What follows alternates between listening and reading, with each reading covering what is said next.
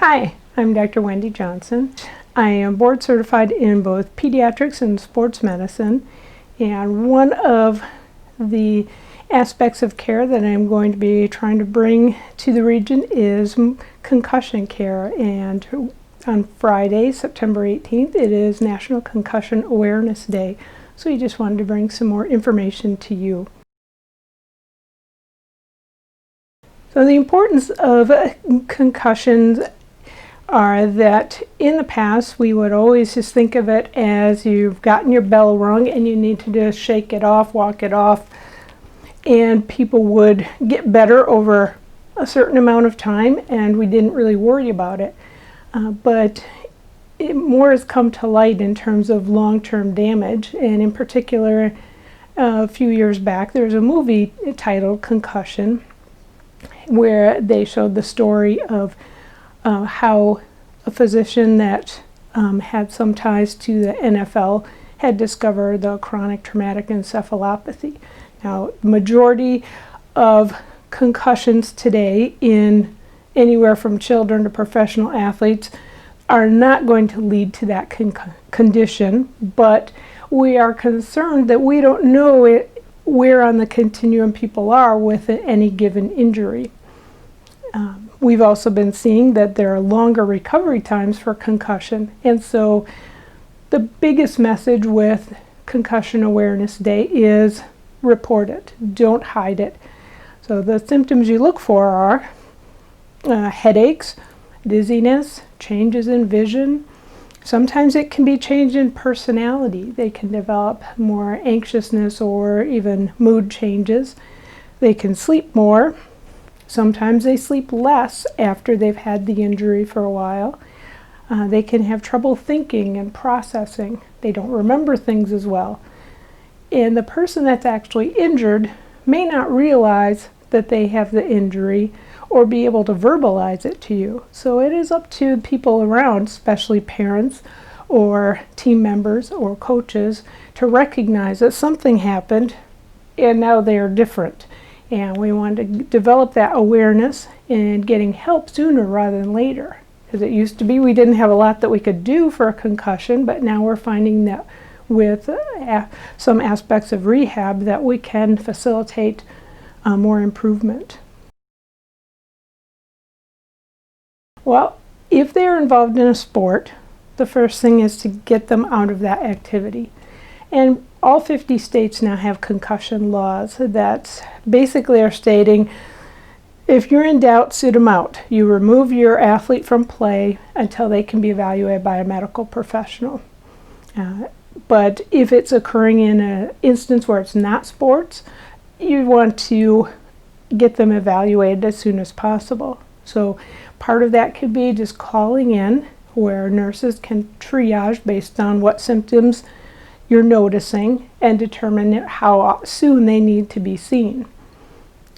But making sure that they're not in a position to be further injured is the biggest thing in that immediate phase when you recognize they're probably injured. So it is rest in the first few days, then more of a relative rest, and everybody is a little bit different in terms of how they respond, how they improve. But your body, if you're listening to it, will tell you how much you can do. You develop symptoms when you've done too much. Now, the rest phase is when you have symptoms all the time, and it's important to let everything settle down before you start challenging it more. But basically, it is rest and then gradual returning to first your activities of daily living and then your more in-depth activities like the high-functioning thinking, schoolwork, and the more high-energy play or sports.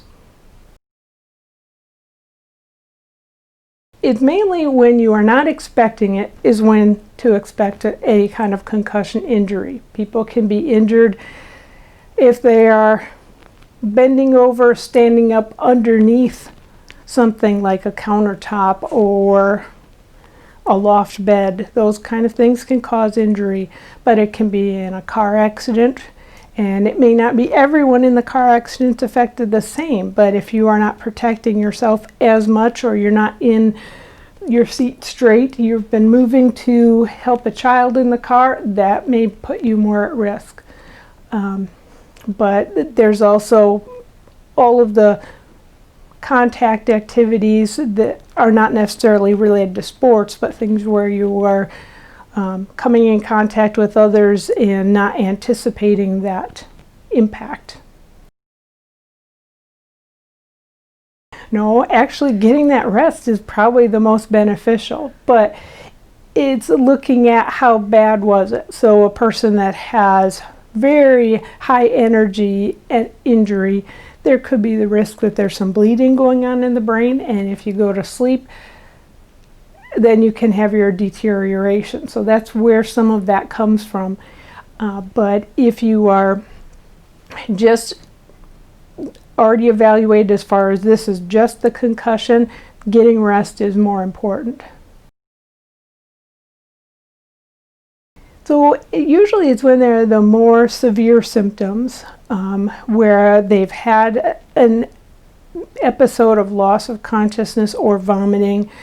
If they are really not themselves, they can't answer questions appropriately, they don't walk around, move as normally, things like that. Or when it's in those really high energy forces like bike accident, car accident, fall from a great height. There's some of those that would definitely necessitate some imaging to make sure the extent of the damage. Now, if we have damage seen on some kind of X-ray, CT scan, then that usually is more than a concussion. Concussion, by definition, is an injury that doesn't have any X-ray findings. It's just a disruption of the energy movement within your brain.